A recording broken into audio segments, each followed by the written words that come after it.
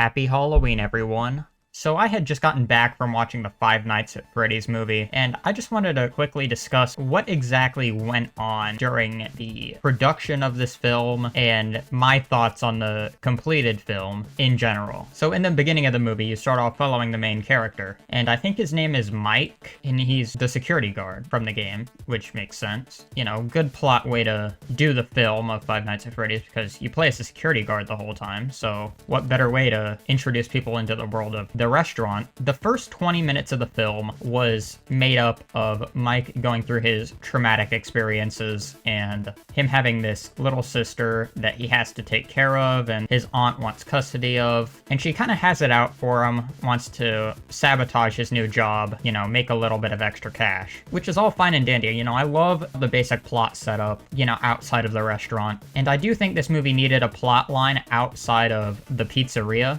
but the problem I face when watching the movie is the editing. It took 20 minutes of the film to even step foot inside of the restaurant, to even get to the first night of the movie. And within that first night, nothing happens. It's about 2 minutes, and I timed it, 2 minutes of screen time inside of the first night, and nothing happens. And then, you know, you go back to the real world, but the movie keeps repeating itself. You have these flashback sequences of Mike getting his brother taken away and kidnapped, which is good, but the movie just has a fixation of, oh, it just cuts off. Oh, he's about to find out who took his brother. And then, oh, all of a sudden he wakes up. And then that happens like a dozen times over the course of the movie. Like, I would have rather it happened like 1, 2, 3 times maybe. You know, we get the point. You know, his brother died. That's what he's doing. He's looking for his brother throughout the whole movie and trying to figure out who took him. That's basically my biggest problem with the movie, is what they decided to keep in. The repetition of the film is quite annoying. Just going over that same plot point and not going over what should have been the base of the film, discovering the restaurant and figuring out what's going on with the animatronics. It does tie in to his brother being missing, which I thought was great, and gives him a reason and a personal connection to the restaurant. It could have been slimmed down. Like, you could have condensed that information in about 5 minutes of screen time, let alone 20 minutes. I'm gonna say this right now, the next 20 minutes, which is the first 40 minutes, nothing of note really happens within the first 40 minutes of the film. You do get a break-in with these guys that are trying to sabotage the restaurant and, you know, break in and break a bunch of things.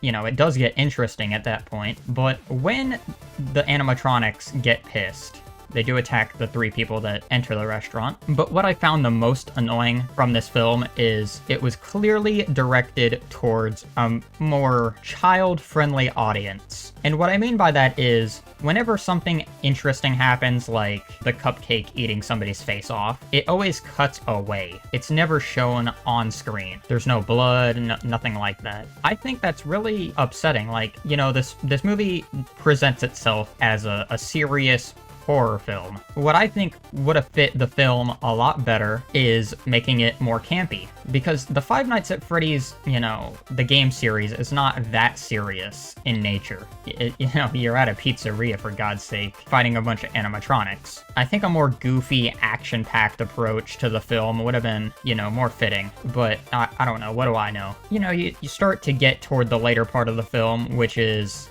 this policewoman. She comes in, she knows a lot about the restaurant. They're like, okay, what does she know? She's gotta serve some major purpose within the whole movie. And you know, she does serve to be interesting near the end of the movie, which I'll get into. But Mike ends up bringing his little sister to the restaurant itself, and she begins to talk to the animatronics and becomes friends with the animatronics. And then you get to realize that these animatronics are controlled by these ghosts, and they want to have her join the whole animatronic crew. These little kids were kidnapped by this guy, and he wears this animatronic suit, and he's got like this influence on the kids, kind of like a supernatural kind of element to the film, which I thought was a little strange. What I find this movie did not accomplish was getting people into the lore of the games. In fact, 90% of this movie was outside of anything that was shown in the games. Now, it was a pretty faithful adaptation, but none of this could be considered canon within the main storyline, which I want people to keep in note when going to see this movie. Maybe you haven't played the games, you're gonna have a bad time. You're gonna have a bad time with this movie. And then near the part where you go to the restaurant for the first time, you get introduced to this guy, and he's talking on the phone. And then you're like, oh, it's the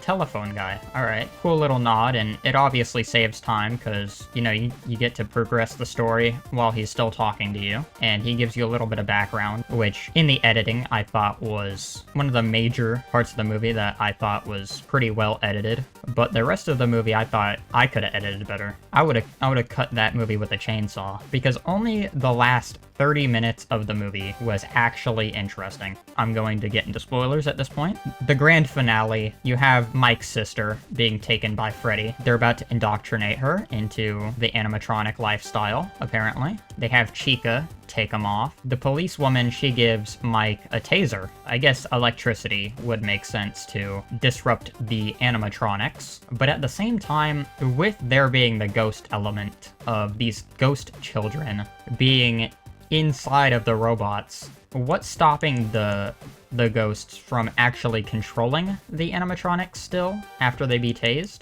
It's a nitpick, I understand that. What I do like about the finale, though, is Mike obviously gets his little sister free from the grasp of Chica, and as they're escaping the restaurant, or attempting to escape the restaurant, what I thought was a good touch was other scenes from the movie that happened before, during the robbery sequence, actually end up happening again. But this time, Mike actually knows how to get through the restaurant and navigate, so that way he can actually, you know, escape and do all these different things. And the big giant reveal of the entire movie was the fact that Matthew Lillard, if you know Matthew Lillard, he did Shaggy from Scooby-Doo for many years, not just the live action version, but also the cartoons. I was surprised. This actually took me for a spin that Matthew Lillard was not only the phone guy, but he was actually the mastermind behind the entire operation. He was the guy behind kidnapping all the children and putting them inside the robot suits, which near the end of the film was, oh, it was so good. It was like, honestly, that part of the movie, I feel like they put the most effort into in the sequence where Matthew Lillard takes off the helmet and, you know, he just goes crazy. Like, I think we've been underestimating Matthew Lillard as an actor for quite a while, because goddamn, that man has some range. But regardless, Matthew Lillard gets demasked, and you realize, you know, Matthew Lillard's character from the beginning of the film is the girl's dad, and he's the one that's been puppeteering everything behind the scenes. But near the end of the film, you get to the point where his character gets removed of his control from the kids, and what I thought was probably one of the best endings in a movie I've seen in a while. You have all of the animatronics surrounding him. You can tell they're about to kick his ass. And I thought the finale was awesome. Like,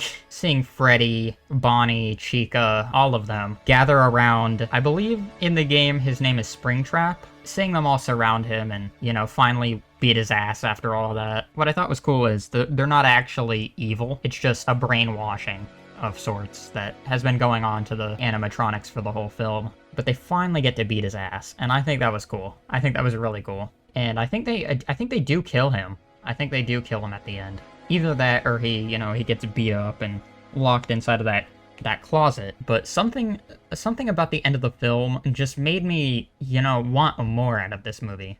The critic score of this film was at a 25%, and I think objectively that's the right score. As a movie, this doesn't work. As an adaptation of the game, it also doesn't work.